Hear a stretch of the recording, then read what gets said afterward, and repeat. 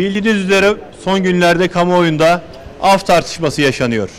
Teklifte her ne kadar bunu hazırlayanların iyi niyetli oldukları düşünülse de birçok suçlu ile birlikte 50.000'e aşkın uyuşturucu satıcısının affedilmesi de yer alıyor. Biz Temiz Toplum Derneği olarak hiçbir önlem alınmadan bu hükümlülerin salıverilmesini doğru bir adım olarak görmüyoruz. Bugün ülkemizde yüz binlerce insanımız uyuşturucu batağı içerisinde çırpınıyor. Aileleriyle birlikte düşünüldüğünde milyonlarca kişi bu beladan etkileniyor. Yaptığımız saha çalışmalarında gözlemlerimize göre sadece İstanbul'umuzda 500.000 kişi uyuşturucu batağına bulaşmış, 200.000 kardeşimiz, gencimiz bağımlı olmuş. Bunu öngörüyoruz. Türkiye genelini düşündüğümüzde ise bu tablonun vahametini kamuoyunun takdirine bırakıyoruz. Bunca bağımlıya rağmen tedavinin hayata geçirildiği ama temlerdeki yatak kapasitesinin yetersiz oluşu, bunun yanında tedavi olmak isteyen bağımlıların aylar sonrasına ancak randevu alabilmeleri de cabası. Tedavinin son aşaması olan rehabilitasyon ile ilgili ülkemizdeki girişimlerin henüz yeterli olmadığını da hep beraber müşahede ediyoruz. Yani tablo karanlık, tablo vahim, tablo işler acısı. Kıymetli basın mensupları, değerli İstanbullular, böyle bir ortamda bu hükümlülerin salıverilmesinin sorunu çözmek bir yana dursun, meseleyi daha vahim bir noktaya taşımasından endişe ediyoruz.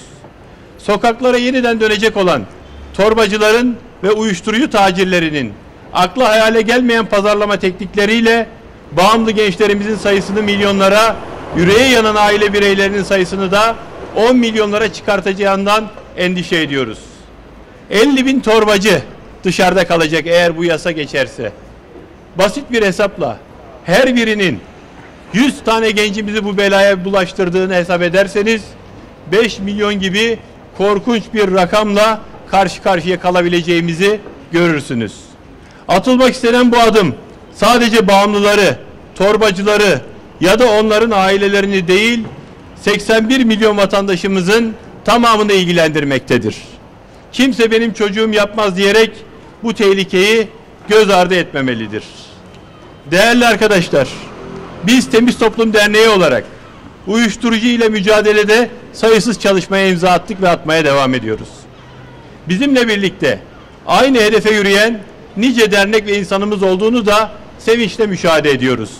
Ayrıca gerek emniyet güçlerimiz, gerek İçişleri Bakanlığımızın bu hususla ilgili özverili çalışmalarına da şahit oluyoruz. Hazırlanan bu teklifin yasalaşması halinde ise uyuşturucu belası ile mücadele eden tüm kesimlerin sükutu hayale uğramasından, bu mücadele sahasını terk etmesinden, ümitsizlik içerisine düşmesinden kaygı duyuyoruz. Uyuşturucuya bulaşan bir bireyin kurtarılması bu kadar zor iken, tedavi imkanları bu kadar kısıtlı iken, tedavide başarı oranı ise oldukça düşük iken, gençlerimizi bu bataklıktan korumak için gayret eden insanlarımızın çalışma azminin düşmesinden, bu konudaki savunma hattının ciddi zararlar içerisine düşeceğinden endişe duyduğumuzu da özellikle ifade etmek istiyoruz. Değerli basın mensuplarımız, aziz İstanbullular, bütün bu aktardıklarımızla birlikte bu tartışmaların bir fırsat haline getirebileceğini de özellikle ifade edelim. Uyuşturucu ticareti yapan kişiler tüm cezalarını tamamlasalar dahi cezaevinden çıktıktan sonra büyük ihtimalle aynı suçu yeniden işleyebilirler. Dolayısıyla şunu söyleyebiliriz: cezaevleri ıslah etmiyor. Dolayısıyla hapsetmek de tam anlamıyla bir çözüm değildir. İşte bu noktada Temiz Toplum Derneği olarak ister af marifetiyle çıkacak olsun, isterse af hiç gündeme gelmemiş olsun, bu insanlarımızın etkin bir rehabilitasyon sürecine tabi tutulması gerektiğini savunuyoruz. Bu insanlarımız için yapılması gereken şey bir daha aynı suçu işlememeleri için onları rehabilite etmektir. Devletimizin bu amaçla ıslah ve rehabilitasyon evleri açması gerektiğini düşünüyoruz. Torbacılar cezalarının bir kısmını buralarda rehabilite edilerek, tedavi edilerek geçirirlerse emin olun daha fazla mesafe kat edilecektir.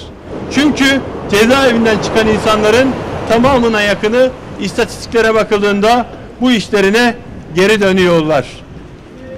Kıymetli arkadaşlar, bir noktaya daha temas ederek sözlerimi bitirmek istiyorum.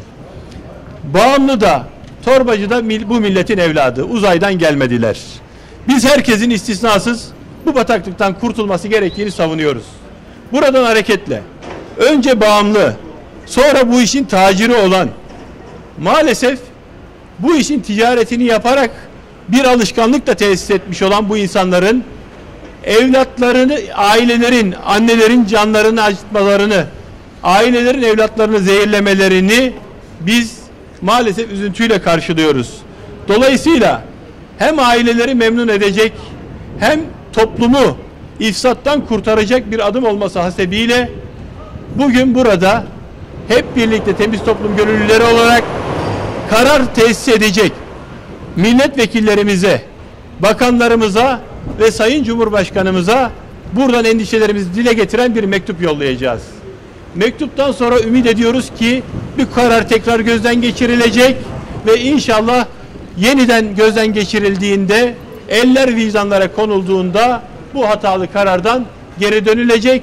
Temiz Toplum Derneği olarak ortaya koyduğumuz çözüm önerisi inşallah ben inanıyorum ki faaliyete geçirilecektir.